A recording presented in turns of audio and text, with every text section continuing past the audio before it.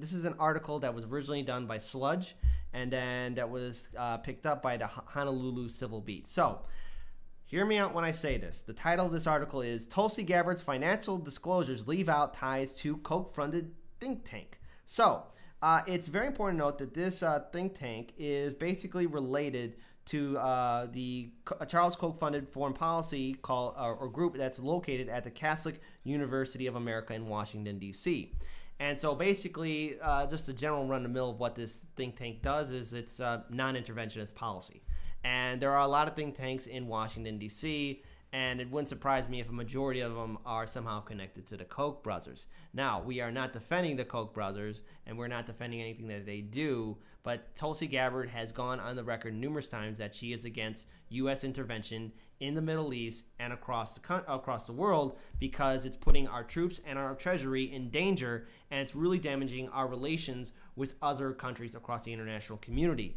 And what the articles fail to realize, and in fact, I invite you guys to check out the links from the Sludge as well as the Honolulu Civil Beat. It's copy and paste. And what I mean by that is the articles almost look the same. Now, what the articles fail to realize or fail to share is that, well, how much money did Tulsi Gabbard get from the Koch brothers? They don't mention it. They only mention the money that was given to the think tank. They don't mention the money handed to Tulsi Gabbard. So in other words, you made a clickbait title about a candidate, and it's not true. I mean, unless there's information that shows that somehow in her tax records that she's getting money from the Koch brothers, okay, so be it. But all what they have here, or what they quote, is a 2017 tax return, and nowhere in there is from the Tulsi Gabbard, or nowhere in there does it say that Tulsi Gabbard got money from any Koch brothers related industries or think tanks or any other lobby groups. It shows that she's part of the Sanders Institute as well as a few other environmental groups, but nothing related to the Koch brothers. So I gotta wonder, what's the whole narrative behind this? It's once again to discredit Tulsi Gabbard and to make anyone who's independent, progressive, or Democrat to not vote for her or not support her so that she's not on the debate stage. I mean, it is obvious. So Paul, I know that during the first hour, I actually showed you these articles. And they're obviously copy-pasted from each other. So why don't you other. give us a rundown of your interpretation of these articles? Right, so very similar, right? What is the goal? The goal is to frame the Tulsi Gabbard campaign as an explicitly right-wing campaign for the Democratic nominee, which is so blatantly false about it's a smear against her because she's a committed progressive, she's absolutely a lefty, and comes at anti-interventionism from a left-wing perspective. The fact that there isn't a lot of anti-interventionism rhetoric right now on the ideological left, that most of that is relegated to the right at the moment, is the basis for that smear. Now, I want to go back to the point that you're making and make a little analogy. Hypothetically, if there was somebody running for office that, say, was an elder in a church, are you saying that that person should be required to disclose all of the people who donate to the church as though they are donating to the candidate? Because that's ridiculous. How are you supposed to even go about finding who all of the donors are to that individual organization that isn't donating money to you, it's donating money to an organization you're affiliated with, but somehow they think that should be part of your financial disclosure? That's too many layers removed, right? Tulsi Gabbard is not associated with the Koch brothers. In fact, she's calling out for the fact that she wants to get money out of politics, somebody that the Koch brothers like. Remember, we have Citizens United and McCutcheon's decision. The only people who benefit from those two ridiculous Supreme Court rulings is the Koch brothers and all the other major oligarchs here in the United States, okay? Tulsi Gabbard wants to get rid of Citizens United and McCutcheon's decision. She's against money in politics. And the very fact that you have two sloppily written articles that are only really attacking her. If you look at it, go further in there, they attack her for her making her trip to Syria. They don't mention anything else. I mean, the article starts off with she's associated with this anti-interventionist group that's somehow funded by the Koch brothers. But then it goes further into how she's an anti-interventionist herself, and then they start going in and start attacking her for the fact that she made a fact-finding mission to Syria. Really? That's all what's in the article? Well, what I want to know is not any tax information from a 2017 tax return from Tulsi Gabbard. If you are really going to say that she is getting money from the Koch brothers, or somehow she got money from the Koch brothers, show me that information. Don't give me another Russiagate conspiracy theory just because she's somehow affiliated with that one group. I'm not going to believe that. But there are only like 6 dots you have to connect that have very tenuous connections. But believe me. Yeah. So yeah. Hold on. Check this out. I'm gonna actually quote right now from the chat from Grandma Christian 42. Facts are bad. Peace is wrong. There you go. And that's the way it's going on. But hold on. I got one more article, and this isn't even related for what's in from Sludge or Honolulu Civil Beat. Which, again, I do recommend you guys check out those 2 articles. The Honolulu Civil Beat actually has a link to the original article. And just open up 2 windows and read those 2 articles side by side. They're the exact same thing, cut from the same cloth, copy and paste. It's not even. They don't say anything like what she's done for the Koch brothers or anything like that. It's again, if anyone from the Tulsi Gabbard campaign is watching this, be advised, corporate media and any media outlets that's connected to the establishment will do whatever it takes to discredit you. Your campaign is going to constantly be on the defense. They're well aware of that. I know, but I mean, again, it just got to reiterate the point because it's ridiculous. And look, we are doing this because we want to see all the candidates on the debate stage, and we're noticing the unfair attacks against Tulsi Gabbard. It's not right, it's not fair, and it's causing a lot of disinformation about a candidate that the American people don't know about. She should be on the debate stage. I want to see that happen. But now, one more article about Tulsi Gabbard. This is from Mediate. You would expect a... Mediaite. Mediaite. Oh, sorry. Well, I screwed that up. Well, there we go. It's on the internet forever now. So it's titled Dem Candidate 2020, Tulsi Gabbard touts praise from Fox News host Tucker Carlson. Now, look, Tucker Carlson has his own issues, but the reason why this article is being written is because she showed up on Tucker Carlson's show. So, and Tucker Carlson has gone on the record to say that, you know, she's a good candidate. She should be on the debate stage. These attacks against her are wrong. Okay, so be it. But does she automatically say that Tucker Carlson is a great person in the world? No. But here, check this article out.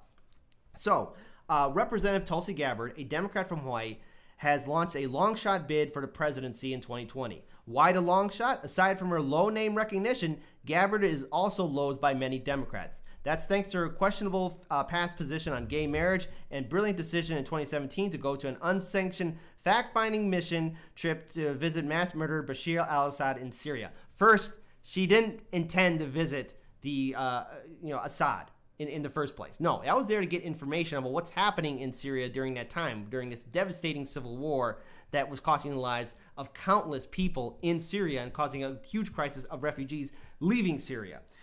It also goes on to say, it makes sense then that Gabbard would seek unconventional ways to get her message out. One way that's going to get her 0 points with the Democratic primary voters she needs to win over, touting praise from Fox News host Tucker Carlson, who interviewed her on his show Thursday night. So basically they go into details about how she's in support of Assad. She gets support from Charles Duke. Right? David Duke. David Duke. How she is apparently a Russian stooge and how she is for the Hindu nationalism. First, someone in corporate media explain it to me. You're saying that Tulsi Gabbard is a Russian spy or stooge, that she is an Assad apologist, she's got the support of white nationalist movements, and she's associated with Hindu nationalists. How do all these things add up? Why do they add up? It makes no sense. You got to connect not only 6 dots, you got to connect 20 dots for a ridiculous conspiracy against a candidate that you're discrediting. You have nothing on here. Let's be honest here. Why did she end up on Tucker Carlson's show?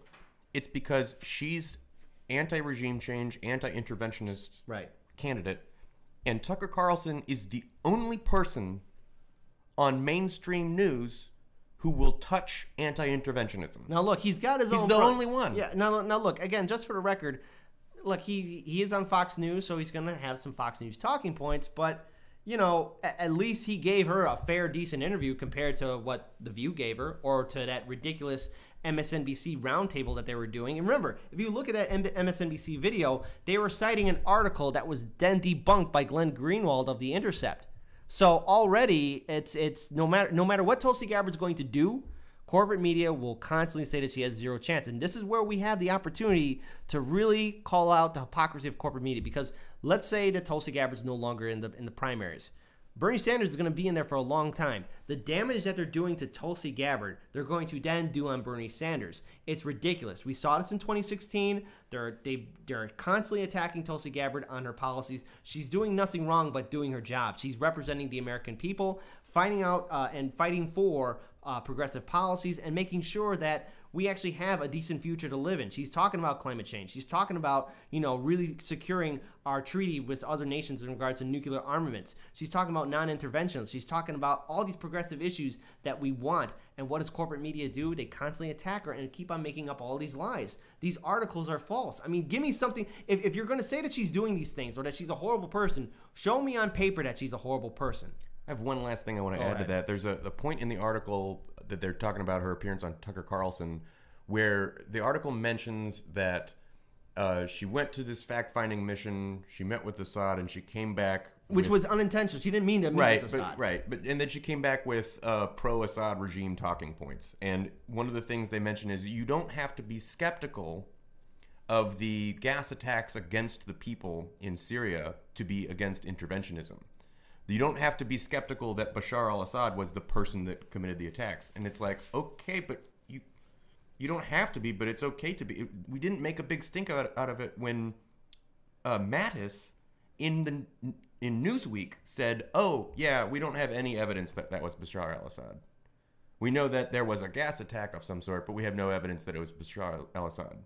I mean, don't worry about the fact that we sold chemical weapons to ISIS members and al-Nusra members in the region and told them to go do this. Don't worry about that.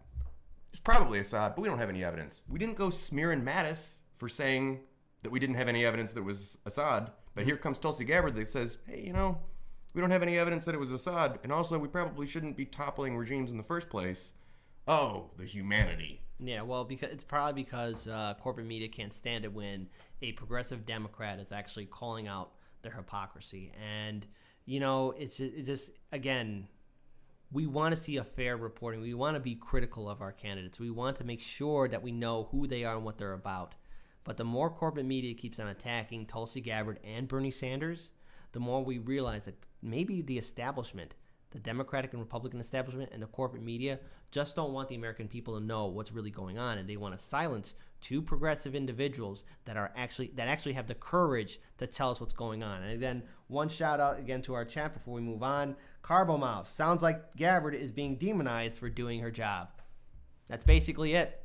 So I guess to all the media outlets that keep on attacking Tulsi Gabbard and keep on saying that she's this and she's that, show me proof. Also, show us Carbo Mouth, I wouldn't hate watch The View too much. That can be detriment. Yeah, man. Come on, man. Dude, you just spend your time doing something else. Thanks for watching. If you like that content, make sure you hit that subscribe button. Smash that bell icon so you know when new videos come out. And make sure you hit that thumbs up.